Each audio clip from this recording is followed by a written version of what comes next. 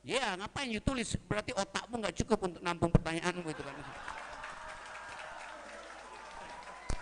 Sorry ya, Suratan Malaka. Anda memanfaatkan dua istilah yang saling membatalkan.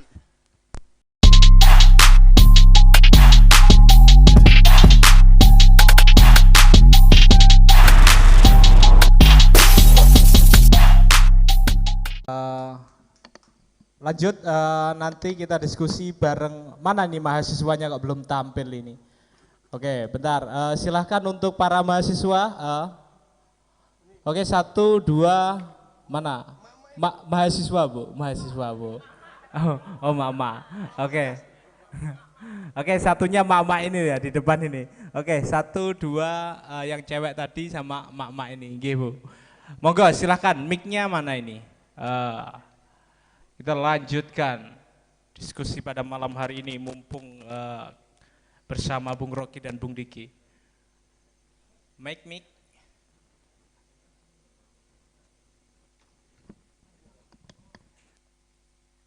Cek, so. Cek. Sini, yang paling sebelah kiri. Oke, silahkan perkenalkan diri terlebih dahulu.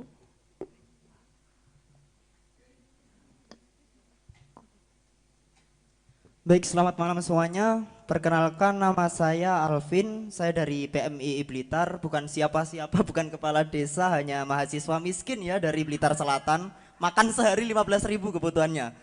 Satu kali saya. Oke, pertanyaan saya Bung Rocky. Kenapa dalam diskusi-diskusi yang Bung Rocky lakukan, itu terutama dalam forum diskusi akal sehat ya, itu seringkali Bung Rocky justru terjebak dalam kesesatan berpikir atau yang disebut logical fallacy, seperti misalkan ad hominem, lebih berfokus mencaci kepribadian, terus kemudian kesalahan berpikir lagi, instrumen falasi, cenderung caci maki, tembakan yang salah, kemudian style over substance, retorika bahasa yang tinggi untuk membingungkan praktisi non akademisi filsafat, atau seperti contohnya misalkan makian pada Jokowi, bajingan tolol, ungkapan dungu pada lawan debat untuk menjatuhkan mental dan sejenisnya. Padahal kita tahu Bung Rocky, ketika Anda menggunakan bahasa retorik-retorik yang tinggi, Indonesia dalam survei Program for International Student Assessment oleh OECD tahun 2019 itu tergolong nomor 62 dari 70 minat baca. Kenapa tetap saja masih menggunakan bahasa-bahasa langit yang kurang terjangkau masyarakat luas? Apakah memang kepentingan Bung Rocky pasarnya itu untuk elitis yang memang potensi membayar HTM-nya tinggi dan menguntungkan, atau seperti apa?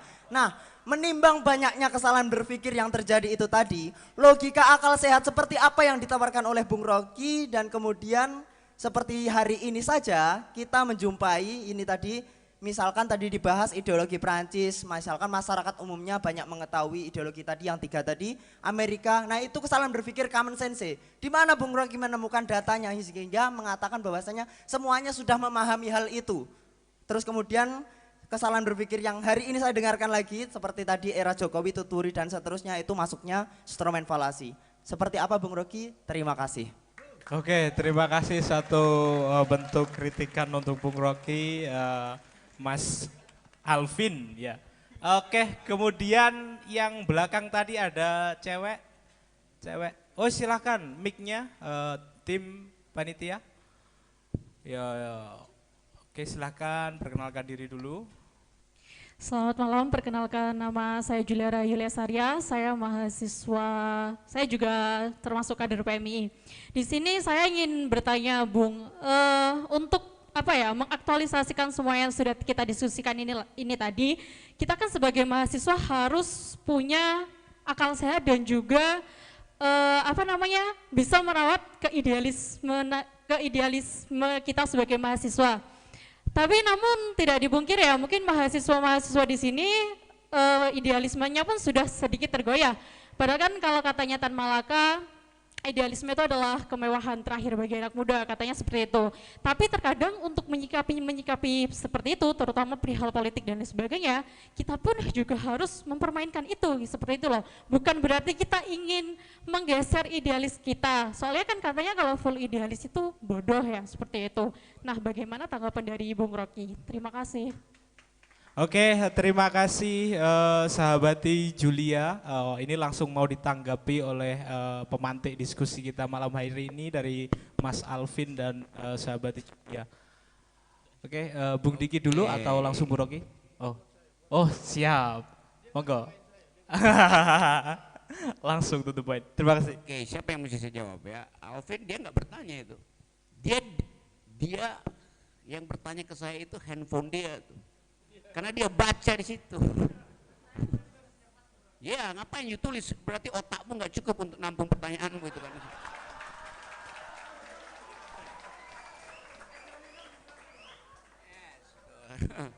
Tapi nanti belakangan ya. Beda dengan Yulia tuh. Oke. Jadi saudara Alvin bahkan bertele-tele dia masih baca HP-nya. Sama dengan seseorang di Istana Negara yang harus membaca dan salah pula bacanya. Yulia dia ucapkan dengan cara saksama dan dalam tempo singkat-singkatnya poinnya. Itu beda otak laki-laki sama otak perempuan.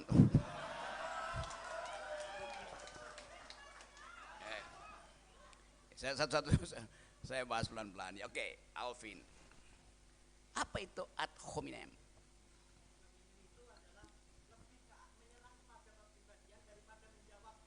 Oke, sampai di situ. Iya, saya tahu itu. Oke. Apakah Presiden Jokowi seseorang atau sesuatu?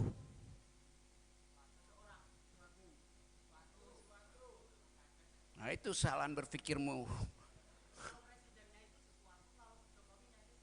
Yang saya maki-maki Jokowi apa Presiden Jokowi?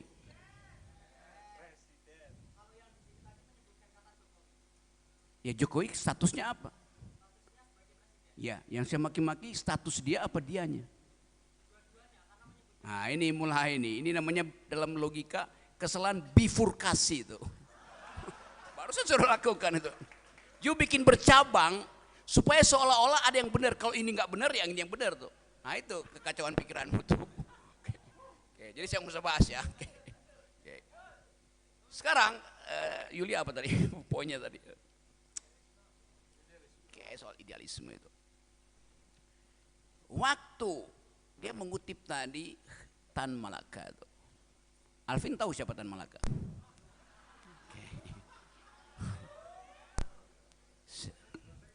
Tan Malaka menulis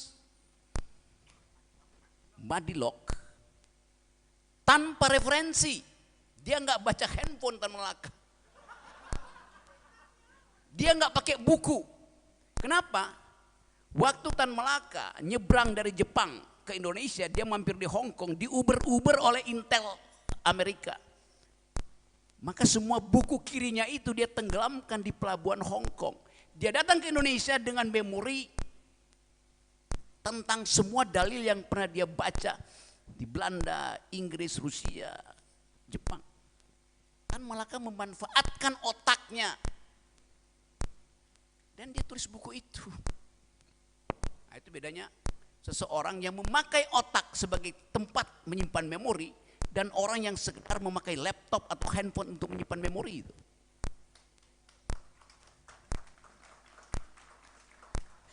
Bayangkan Pak Jokowi hanya untuk 3 lembar pikiran itu mesti dituliskan dan salah pula membacanya. Oke. Nah saya mau terangkan itu bahwa kita dapat inspirasi dari founding parents kita itu. Bahwa kecerdasan itu terlihat dari retorika dia. Di dalam retorika ada logika itu. Itu intinya. Walaupun kalau saya kasih kritik pada Tan Malaka, logika, dialektika, dan madilog, materialisme, dialektika, dan logika. Madilog. Sebetulnya itu bertentangan. Logika dan dialektika itu bertentangan. Logika artinya menghilangkan kontradiksi. Dialektika artinya menghasilkan kontradiksi. Jadi dari judulnya aja saya bilang, yes, sorry ya, Saudara Tan Malaka, Anda memanfaatkan 2 istilah yang saling membatalkan. Tidak mungkin Anda berlogika sambil Anda berdialektika, nggak bisa. Di dalam logika kita cari prinsip koherensi. Di dalam dialektika kita pakai prinsip kontradiksi. Itu bedanya itu. Alvin bisa nangkap, jangan ngerokok aja. Setelah nangkap baru merokok boleh itu. Jadi sekali lagi idealisme itu tumbuh kalau di kepala kita ada dua aktivitas yang berlangsung di dalam ruang masing-masing, ruang dialektika untuk memeriksa kontradiksi, ruang logika untuk merawat koherensi. Sekarang kita tanya, mana menteri, mana kabinet, isi kabinet yang menghasilkan logika dan yang menghasilkan kontradiksi? Kita terangkan perlahan-lahan. Hari ini Pak Jokowi ada di Dubai. Di dalam upaya untuk meminta pemerintah Dubai membiayai IKN. Lalu Kompas tulis headline hari ini, Jokowi ada di Dubai dan mulai terlihat hilal kecil tentang potensi investasi di IKN. Hilal kecil itu. Coba kita lihat cara Kompas meledek hilal. Yes. Yang mesti kita tanya, hilal versi Muhammadiyah apa versi NU? Kan dialektikanya begitu. Jangan dengan versi NU.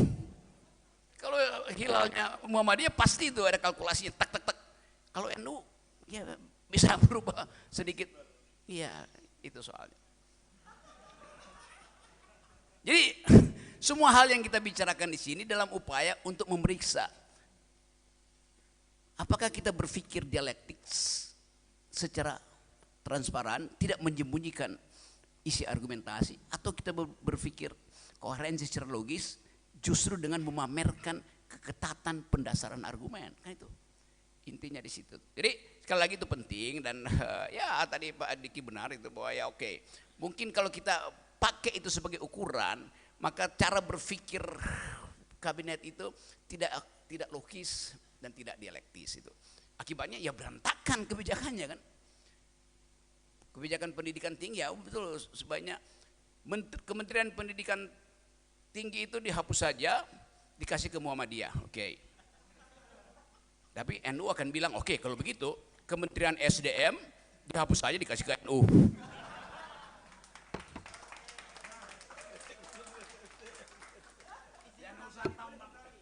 Oke. Terima kasih.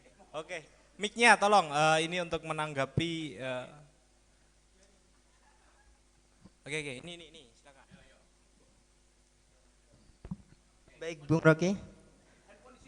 Oke, siap, saya nggak pegang handphone hari ini. Sekarang. Baik, izin menanggapi. Jadi alih-alih untuk menjawab pertanyaan saya, akal sehat seperti apa yang Bung Rocky tawarkan dan juga logika seperti apa yang Bung Rocky tawarkan, Bung Rocky justru cenderung menyerang saya, ad hominem. Lagi-lagi ke situ lagi. Karena gini Bung Rocky, logika itu kan dasarnya bisa, ada logika penalaran kan? Bisa menggunakan deduktif, bisa menggunakan induktif. Bisa menggunakan generalisasi, analogi, hubungan kausal, kemudian anti-mem, kemudian kalau di kita landasannya ada mantik. Jadi ya nanti ada kias, mukotimah kubro, mukotimah sugro, ada seperti itu. Nah, tapi masalahnya Bung Rocky, bukannya menjawab apa akal sehat yang ditawarkan, Bung Rocky justru cenderung menjatuhkan lawan dari penanya yang mengkritik Bung Rocky, seperti itu. Kenapa hal itu masih terus-terus diganggukan sedangkan Bung Rocky masih juga mempromosikan ini loh akal sehat. Nah, terima kasih Bung Rocky. Oke, terima kasih Mas Alvin. Mohon langsung ditanggapi Bung. Emang tadi saya kritik Alvin? Enggak. Kan yang saya kritik handphone dia. Yang membuat dia tidak bisa otonom dalam berpikir. Sekali lagi yang saya kritik cara dia mengucapkan, bukan dianya, bukan personamu yang saya kritik. Tapi cara kamu berlogika, kan itu bedanya. Saya nggak mengkritik Alvin, saya mengkritik logika Alvin. Jadi logikanya. Saya mengkritik logika Jokowi, bukan Jokowinya tuh. Itu bedanya tuh. Ad hominem itu artinya menghina manusia untuk menjatuhkan argumennya itu. Saya nggak menghina. Oke, dapat poinnya ya. Ya. Ayo Vin. Oke. Oke, apa lagi tuh? Pertanyaan berikut. Oke, dua penanya